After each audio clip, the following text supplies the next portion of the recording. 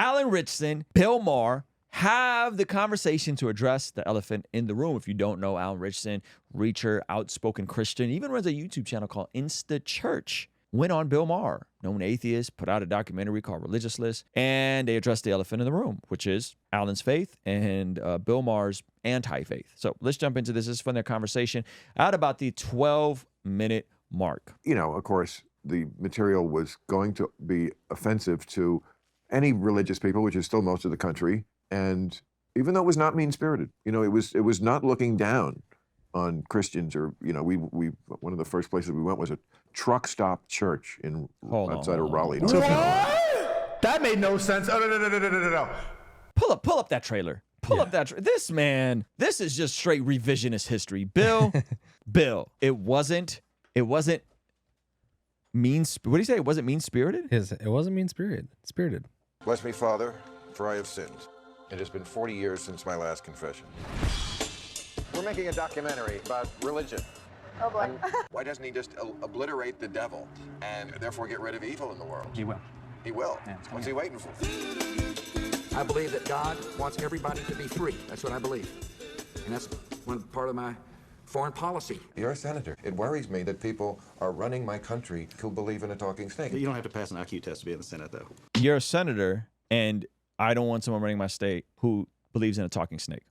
Yeah. This is 44 seconds in the trailer for your movie. You don't think that was mean-spirited? You don't think that was mean-spirited? Come on. Go ahead. So you would agree that even if a billion people believe something, it can still be ridiculous? Absolutely. How we define what is crazy or not crazy about religions is ultimately up to how we define crazy. You start disputing my God, and you got a problem. Isn't that something called a moshoko? Okay, hold on. You got CeeLo Green's crazy running with images of different religious people. You don't think that's mean-spirited? That's crazy. You know, truckers, and it's a little shed out in the parking lot. Right. And they have a mass there, and they, you know, and I spoke to them there, and one guy like walked out right away. If you're making fun of my God, man, I don't want any part, you know. But the other one stayed, and we had a really good dialogue. Interesting. You know, they weren't. We wound up hugging it out. You know. Do you feel like you learn anything from that audience when you talk to people from that space? I'm always up for learning something. I mean, my favorite 3 words are, I don't know, because if I say that, I always learn something. So, you know, if you can tell me, usually it's the other way around, quite frankly, because people, they're religious, they don't know anything about their own religion. Most Christians, maybe you're one of them. He's trying to pull the whole, like, you know, I just listen and I learn. And he's like, my favorite 3 words are, I don't know. But honestly, most of the time, it's the other person saying that because I know more about their stupid religion than they do. Wow. So good. And he's like referencing like Krista Stefanoff. Oh my God. I said that dude's name so wrong. You're Christian, right? I am. Yeah, okay. Yeah. Would tell you that Matthew, Mark, Luke, and John were disciples of Jesus, the people who wrote the Gospels. And they were absolutely not. Did you think they were? No, I mean, we know that those documents were based off an older document. They came later. Right, yeah. Jesus died in 33. And the first gospel, Mark, the Gospel of Mark, is 70. Right. They were not contemporaries of his. They all had similar names. Come on, Alan. Alan, you got to do better, brother. I love you to death. He might do better. I'm holding out. If Jesus died in 70, and we go with the most liberal sources, which, by the way, the only reason why they date the gospel so old is just because they want to. Yeah. It's just because they want to. You know how I know this? Because there's other gospels written, not gospels, but like letters, epistles written that were written after the year 70 that reference the fall of the temple in Jerusalem, the destruction of the temple. The fact that none of the gospels and none of the epistles reference this, that made it canon, would infer to us that they were written way before 70 AD.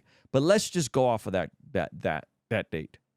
So Jesus dies at the age of 33 approximately, 370, and let's just say they were Jesus's age. They were all 30-year-old men. That means they would be 70 by the time the Gospel of Mark was written. He dies, and then fast forward to 40 years. 40 years. That means they're 70 years old when they write the Gospel of Mark. So Mark was someone that is believed to have traveled with Peter. You're getting Peter's recollection of the gospel. Why? Because there's persecution happening, because they're coming down and they're saying, hey, we probably should document these things. Because the oral tradition can only go so far. So let's round up people to document these things. Yeah. Right? So Mark. Never trust anyone that writes anything past the age of 60 years old.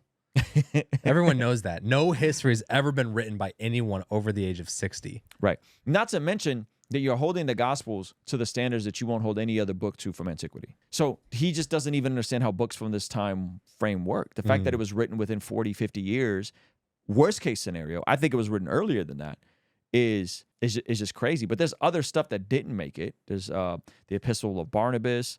There's other stuff from that time frame that didn't make it that actually does reference the destruction of the temple in 70 AD, which is why we tend to take a younger, that they were written before 70 AD. Yeah. So, and Luke ends up traveling with Paul and ends up meeting Peter, and all these things happen, right? So, yes, Luke and Mark were not contemporaries of Jesus. That's fair. Matthew and John were. Yeah.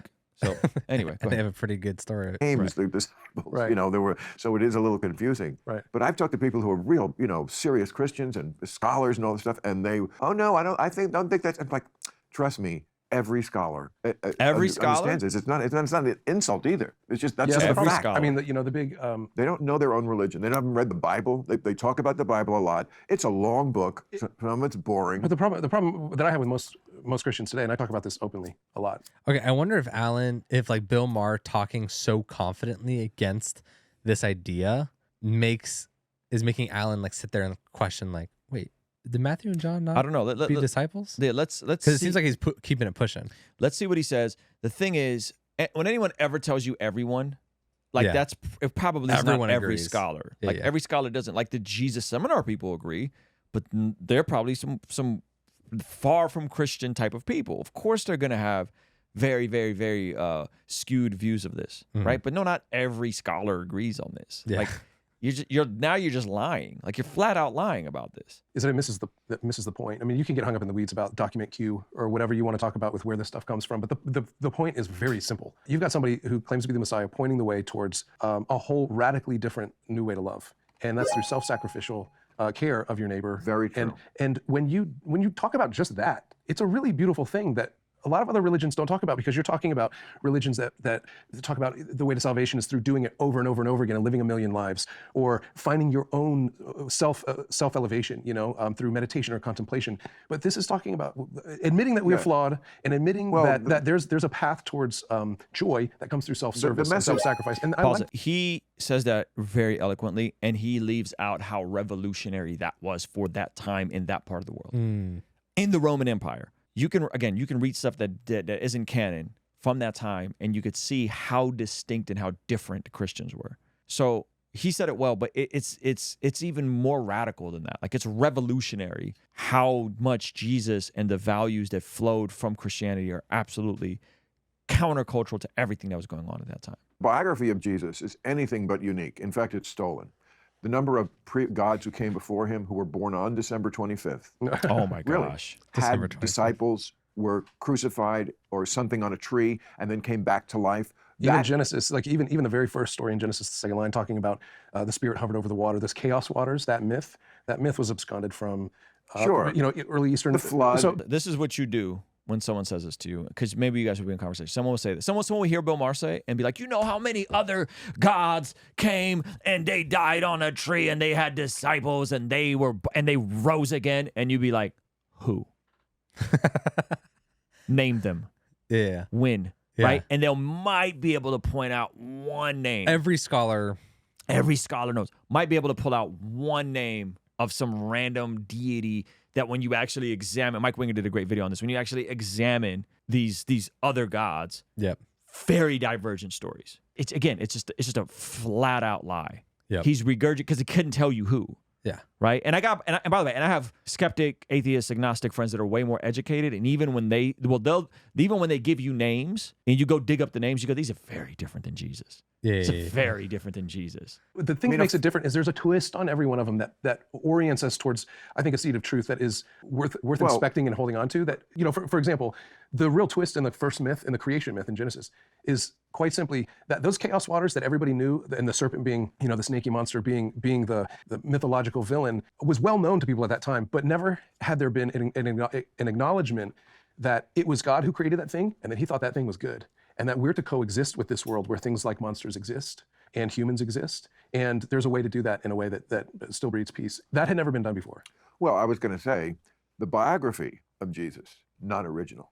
but the message was revolutionary. Okay, come on.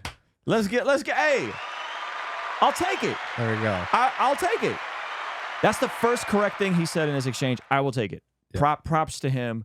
Crushed it. Nailed it. Awesome. I'll take it. That is revolution. I just said that. He said that. So he knows a little bit. Nobody had really ever been down the meek shall inherit the earth road. There were so many at the time that Jesus was around. If he lived, that is still an open question. He could not have been actually a historical figure, but probably was. But at the time, Whoa, hold on.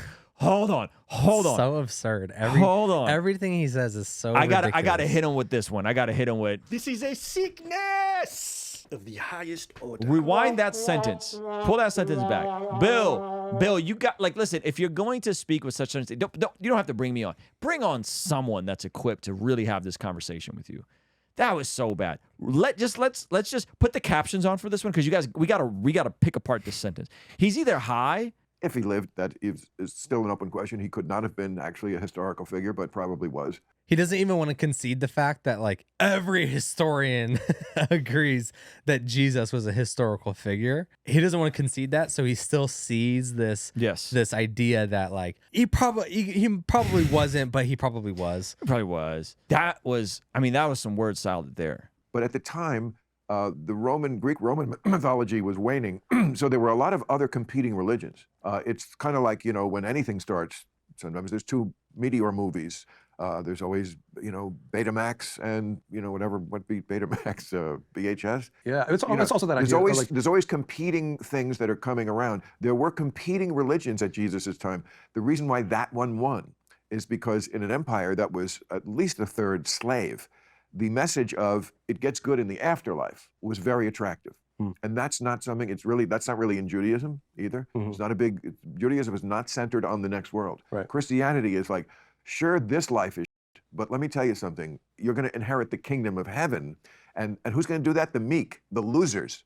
The losers are going to get. Right. Now, Nietzsche said this message was very bad for humans because it was telling you the strong don't win, and that, of course. Well, not only that, but that earth is not our home. Here's the problem. That what? That earth is not our home. That our home is somewhere else in heaven, right? And so we can take a dump on earth, right? Because it's not. This isn't for us. Because we're waiting for the better place, right? Exactly. But that is also not the message. The message is that the kingdom is coming to us. That heaven is coming here. That our restoration, our salvation, and our heaven is earth. That we're earthly creatures made for this place, and that this resurrection will take place on earth. So, there's like if you're truly following the way of Christianity, you will be a good steward of this place because this is where heaven is. You know, this would be a really successful episode if you got me to be a Christian by the end of it. I'm telling you, this thing would explode on the internet. Reacher convinces Bill Maher, devout Christian. Submits Bill Maher, and he's right about that. Go ahead. That would be hilarious. And that's not my effort. Look, I talk about this all the time, and what I want, if I could have my druthers, I want less vitriol in the world, and I want the Christian community not to be the one that's known for making outliers and monsters of others. Right. It's a real disappointment. And there is a growing number of Christians who feel exactly the way you do. I mean, we are so, you know, when I started covering politics, Christian was always Jerry Falwell and those. Yeah, right. And I mean, the generations change, and it's just the people who are left in Christianity, because it is always going downward. The trend is always less and less people are believing the myth. Why would you want to? God There's bless. a lot of. So he is right, and I am no fan of Bill.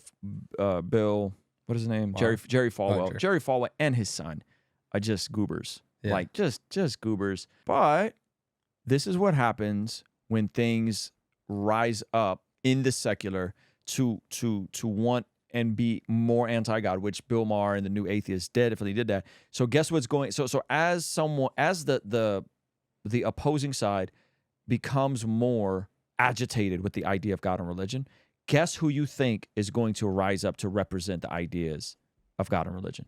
The people on the fringes.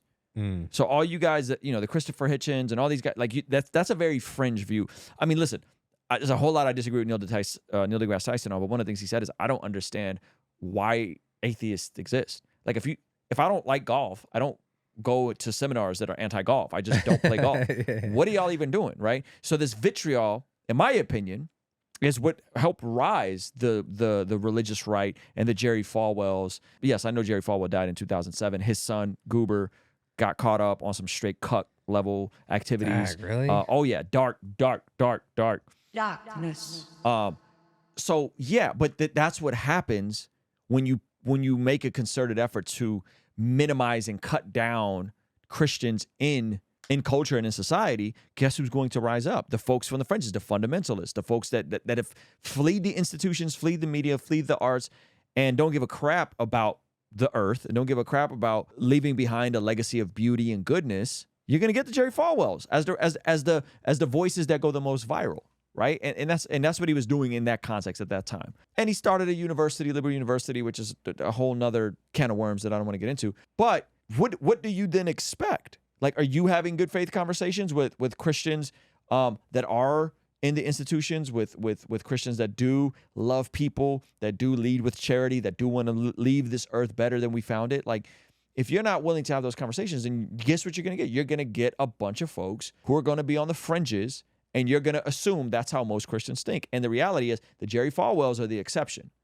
In terms of all the streams of Christianity, in terms of all the different types of Christians, the Jerry Falwells are the exception. We see, according to the Bible, that prayer is extremely important in terms of us being transformed from the inside out when we get aligned with God's will. For the Christians watching this channel, I want you guys to implement these spiritual disciplines in your day-to-day life. And the only way I've been able to do this consistently is through writing down my prayers in a prayer journal that does a few things. One, it allows me to reflect and come to God humbly and ask Him to move on my behalf. And two, it allows me to document my prayers, which ultimately help me remember the very things that I was praying for and see the hand of God tangibly in my life when He answers them. So I would urge you, consider writing down your prayers. It could be in a blank notebook. It could even be on your phone. Or you could check out the one I personally designed and used for my own quiet time and spiritual discipline that I think will be a huge blessing. It's the exact structure and system that I've used for years to pray and be more consistent in my spiritual disciplines. You can pick yours up today by clicking the link in the pinned comment below. All right, I'll see you over there. Peace.